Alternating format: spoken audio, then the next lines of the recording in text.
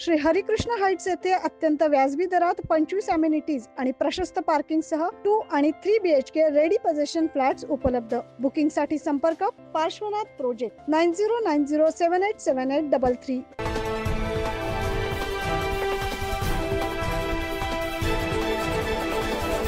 विधानसभा निवडणुकीच्या प्रचारासाठी अवघे काही दिवस शिल्लक असताना नाशिकमध्ये उमेदवारांकडून मतदारसंघातील घरोघरी जाऊन प्रचार केला जातोय। महाविकास आघाडीचा घटक पक्ष असलेला शिवसेना ठाकरे गटाचे नाशिक पश्चिम मतदारसंघाचे अधिकृत उमेदवार सुधाकर बडगुजर यांच्या मतदारसंघात जोरदार प्रचार सुरू आहे। सुधाकर बडगुजर यांच्या प्रचारार्थ आज सिडकोतील मोरवाडी या गावात प्रचार रॅलीचं आयोजन करण्यात आलं होतं। यावेळी चौकात बडगुजर यांचं महिलांनी औक्षण करून फटाक्यांच्या आतषबाजीत स्वागत केलं। यावेळी मोरवाडी आणि परिसरातील तरुणांना रोजगार उपलब्ध होण्यासाठी सुधाकर बडगुजर यांना प्रचंड मतांनी विजयी करण्याचं आवाहन करण्यात आलं। पेलिकम पार्क आपल्या मोरडे गावाच्या जागेवर आहे। त्या पेलिकम पार्क चालू झाल्याच्या नंतर आपल्या पोरांना तिथे नोकरी मिळेल म्हणून सर्वांनी 20 तारखेला मशाल निशाणीला मतदान करायचंय। धन्यवाद। जोगवा मागण्यासाठी आपल्याकडे आलेला आहोत।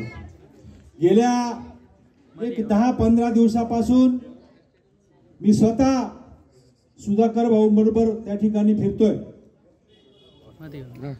आणि जो काही लोकांचा अभूतपूर्व आता असा प्रतिसाद लोकांकडनं मिळतोय, आमच्या महिला भगिनींकडनं मिळतोय, तरुणांकडनं मिळतोय।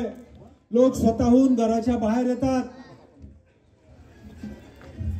भाऊंचं औक्षण करतात, हात देतात आणि याच्यातूनच आपल्याला अभिप्रेत होतं की शिवसेना पक्षाने जो काही उमेदवार दिलेला आहे हा योग्य उमेदवार आहे आणि उद्धव बाळासाहेब ठाकरे यांच्यावर जो काही अन्याय झालेला आहे आणि या भाजपने 2 मोठे पक्ष फोडलेत, एक शिवसेना फोडली आणि शरद पवारांची राष्ट्रवादी काँग्रेस फोडली। आरोप त्यांच्यावर केले, आम्ही नाही केले, त्यांच्या नगरसेवकांनी केले। ते आरोपाचं खंडन ते आजपर्यंत करू शकले नाही। मग खंडन जर करू शकले नसतील, भ्रष्टाचारामध्ये तुम्ही दलदलीमध्ये जर फसले असाल तर तुम्ही उमेदवार म्हणून लोकांपुढे कसं जाऊ शकतात?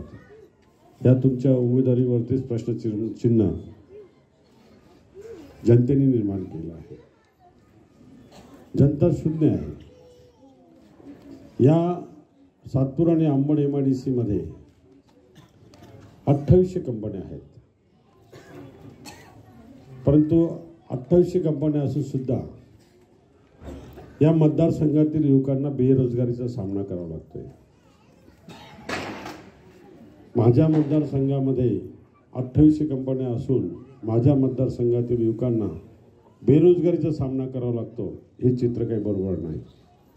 कधी सभागृहामध्ये विषय मांडला तर त्याचं उत्तर येतं नाही, कधी भांडलेत नाही, कधी बेरोजगारीचा प्रश्न सभागृहामध्ये मांडून त्या ठिकाणी आरक्षित काहीतरी जागा करता आल्या असता, तेही केलं नाही।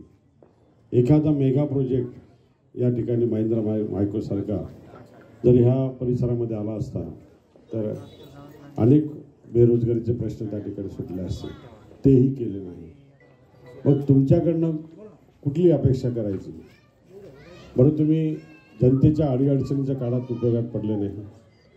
कोरोनाची महामारी आली त्यावेळेस तुम्ही जनतेला कोविड सेंटर किंवा रक्तदान शिबिराचा रक्तसाठा उपलब्ध करून दिला, असे काही कारण नाही। त्यावेळेस अनेक लोक संकटात होते, आरोग्य व वैद्यकीय सेवेसाठी फार लोकांना अडचण निर्माण झालेली होती। त्यावेळेस शासन दरबारी तुम्ही कधी विषय मांडला नाही किंवा मदत मिळून दिली नाही। सर्वांगीण विकास हा मतदारसंघाचा करणं गरजेचं होतं, तो झाला नाही। एक पेलिकन पार्कचं भूमिपूजन होऊन गेली 10 वर्ष झाली, अजूनही तिथं 38 कोटीचा खर्च झाला। मला असं वाटतं सोन्याचं प्लेट मारून ते मडवतायत का काय अजूनही कळत नाही। अजूनही ते पेलिकन पार्क चालू झालं नाही।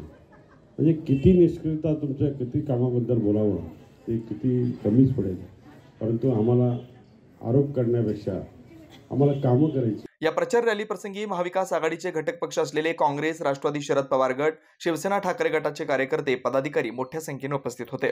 9 न्यूज महाराष्ट्र ब्युरो।